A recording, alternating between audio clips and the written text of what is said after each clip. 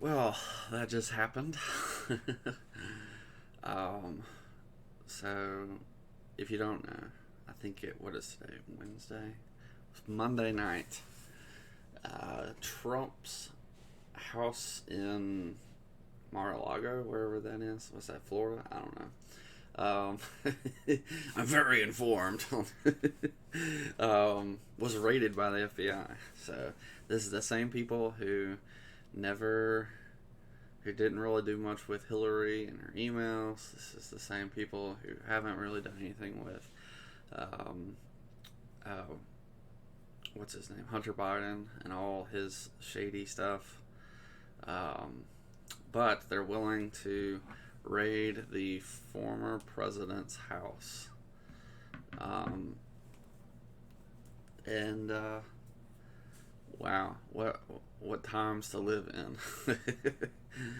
um, man, this feel like this is a bad sign. I mean, I already didn't trust the FBI. Um, After all the shady stuff that they've done to Trump, this is just another. This is a very, very big uh, log thrown onto the fire. Let's just say that. This is probably the worst thing one of the worst things that they've done to Trump. Um, this is it's an it's kind of an unwritten rule that you don't send the FBI against your political rival. But that's broken now. So I guess the question is, what's going to happen in 2024 when a Republican takes office, or if a Republican takes office? Um, if it's Trump, we can imagine that a lot of things are going to change. um, I think if there's a civil war that breaks out in the near future, this is probably going to be the the straw that broke the camel's back. Um, Now I hope there isn't a civil war, um, but more and more it's looking like that, or some kind of um, fight against the political elite, um, and between the crazy leftists and people who care about this country. We're seeing them encroach more and more and more on our rights, especially gun rights. The leftists are cheering the murder of innocent children in the womb, uh, and now, like, they're more than happy to use the FBI and the IRS as a weapon against anybody who disagrees with them. Um, so, so where do we go from here? That's tough. Obviously, we vote in November. Um, we've got to slow this train back down, and get back to um, living like the American values of life, liberty, and justice. We need to. See, I've never said like the justice system isn't messed up. I think that the laws on the books are general, or like the rules of how the system works is fine. I think the problem is we get a lot of DAs, like we've seen in Florida, who just won't obey the law, who don't care about the will of the people. And there have been some bad laws that have been enacted. Um, and so, uh, and some laws that perhaps we regret later. Um, and so I feel like we need to. Um, this is gonna this is gonna be the point. I think that there's got to be change.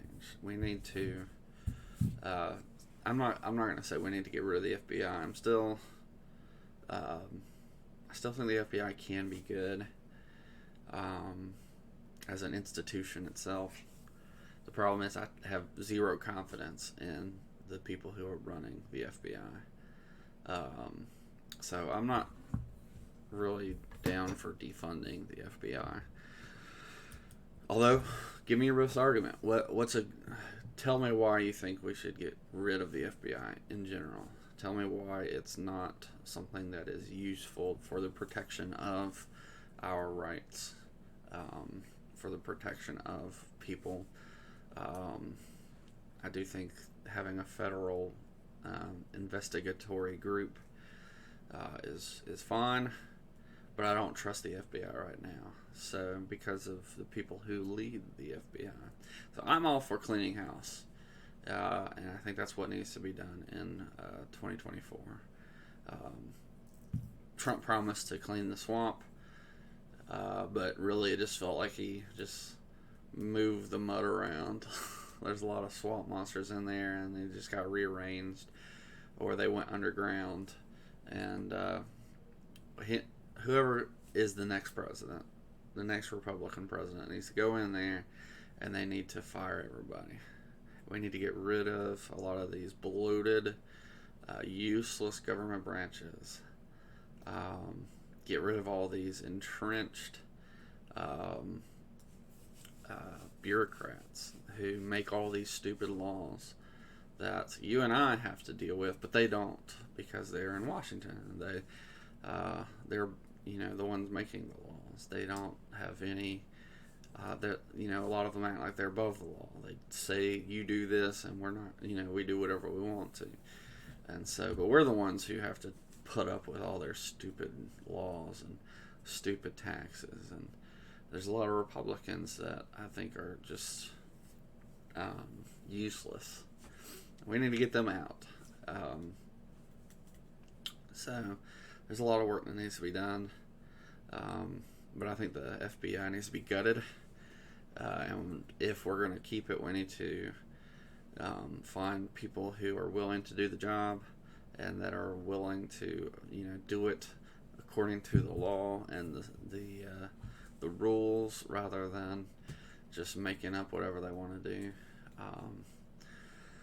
So it's going to be interesting. This is a big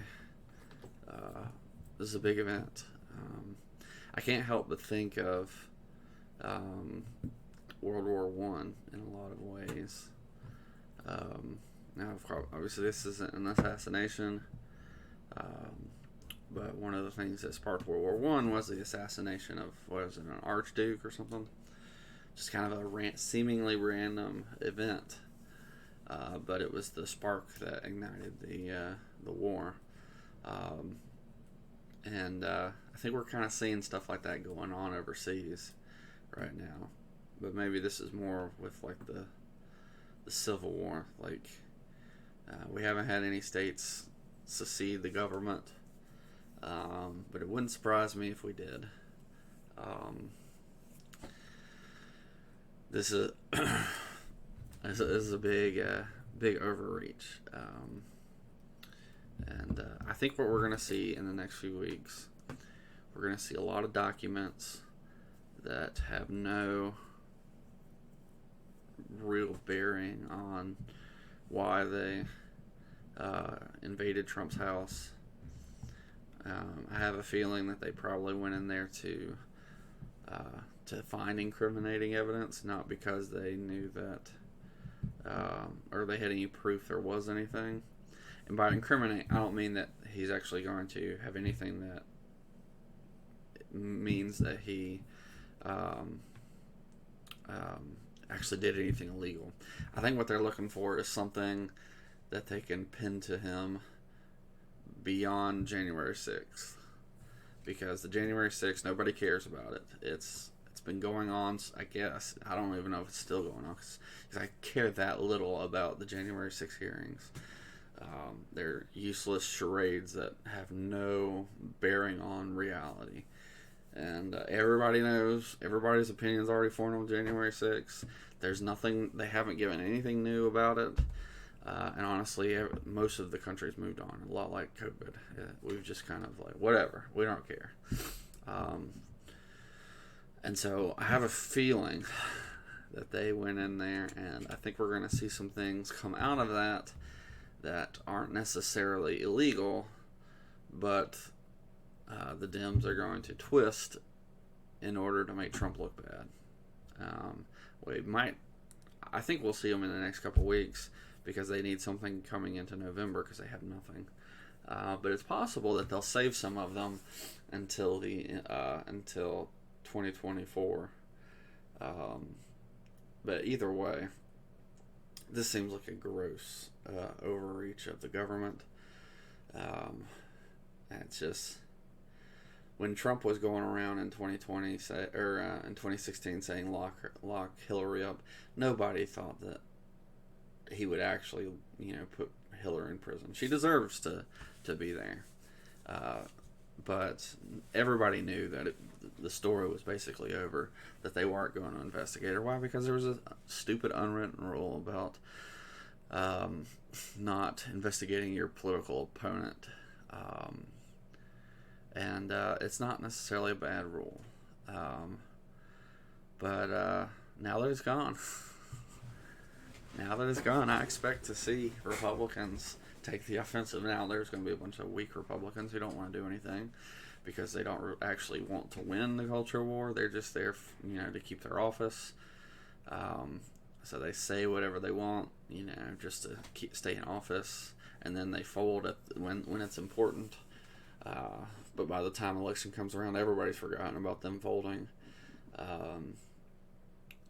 But I expect some stronger Republicans to actually get in there, use the government power that they're given, and maybe we'll see people like Hunter Biden, arrested and thrown in prison for all his doings. Maybe we'll see, maybe we could see Biden, maybe even impeached for all his terrible dealings. I don't know. There's a lot of things that could happen. It's just a crazy event. So I don't know that I have like some secret insight into this, but I could not talk about it because just crazy, and the reasons seem to be about like the FBI not liking the way he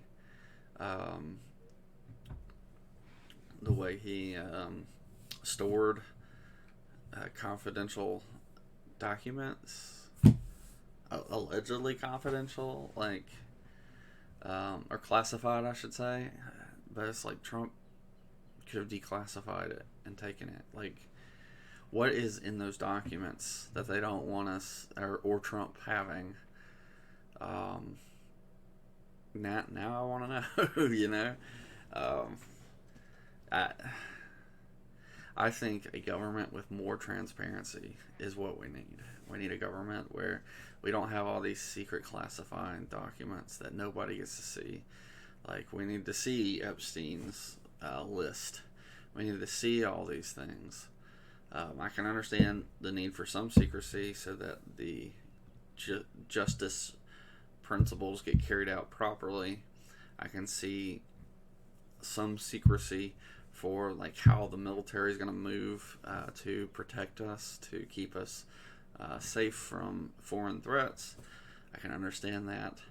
But then there's just a lot of shady things that goes on in the government that have nothing to do with that. And a lot of it probably is just incriminating on the politicians and bureaucrats, and so they cover it up and hide it. And yeah, I think this is one of the problems with having a big government.